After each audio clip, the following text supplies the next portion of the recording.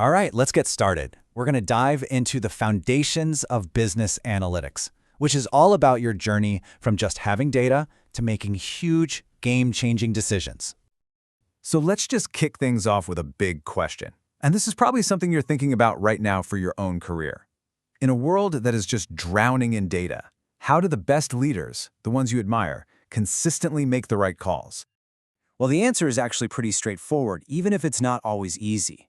They learn how to turn that flood of data into a real strategic advantage. And for you, that whole journey starts right here, in Term 4, with Foundations of Business Analytics. Okay, so first things first, before you can even think about analyzing anything, you need a playbook. You need a solid professional framework for success so you don't just get lost in the noise.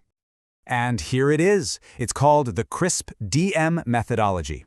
Now, don't let the name intimidate you. This is not just some boring theory from a textbook. No way. This is the 6-step playbook that professionals in the field use every single day. It takes you all the way from a vague business question to a real-world, value-creating solution. We're going to live and breathe this framework in the course.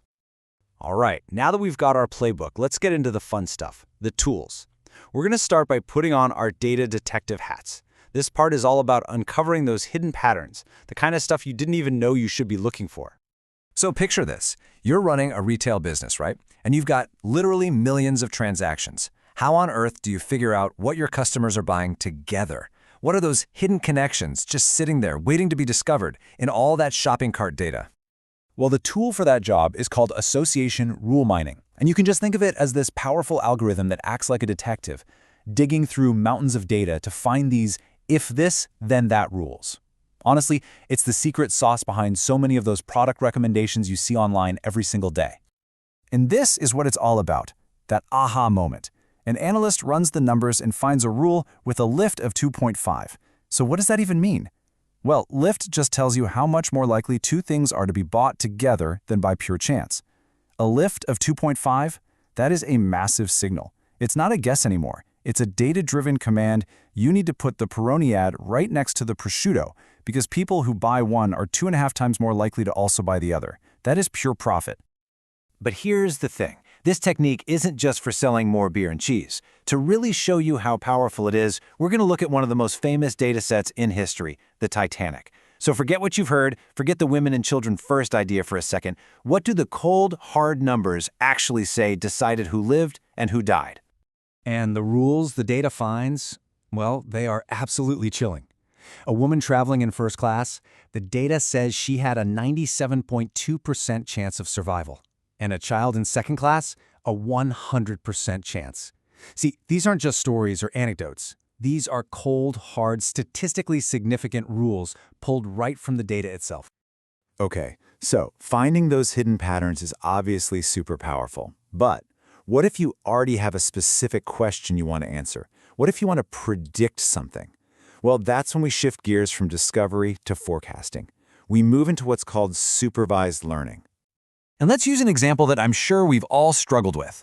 You're online looking for a used car. You see a price, but is it a good deal? How do you even begin to factor in the age, the mileage, the horsepower, all of it, to figure out what that car is actually worth? It's just too much for our brains to juggle. Yeah, our brains can't do it, but a model definitely can. We use this incredible workhorse tool called multiple linear regression. And look, don't worry about the fancy name. Just think of it like building the perfect mathematical recipe. The model learns exactly how much weight to give each ingredient, the age, the kilometers, the engine size, to perfectly predict the final price.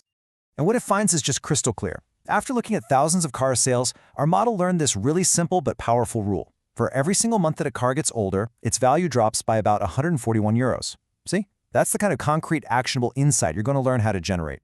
So, you've built this amazing predictive model. Awesome. But how do you know if it's any good? I mean, really good. This is where we get into one of the most crucial skills for any analyst, knowing how to properly and honestly evaluate your own work. Imagine this. Your model comes back with this beautiful number, 99% accuracy. You're popping the champagne, right? Job done? But hold on. Is it possible that beautiful number is actually a dangerous illusion? Because a lot of the time it is. Think about it. A lazy model trying to detect fraud could just guess no fraud every single time. It'd be right 99% of the time, but it would be a complete failure because it would miss all the fraud. That's what we call the accuracy trap. So in this course, we learn to ask much smarter questions. We forget about simple accuracy, and we focus on two things: precision and recall. So precision asks, when my model says yes, how often is it actually right?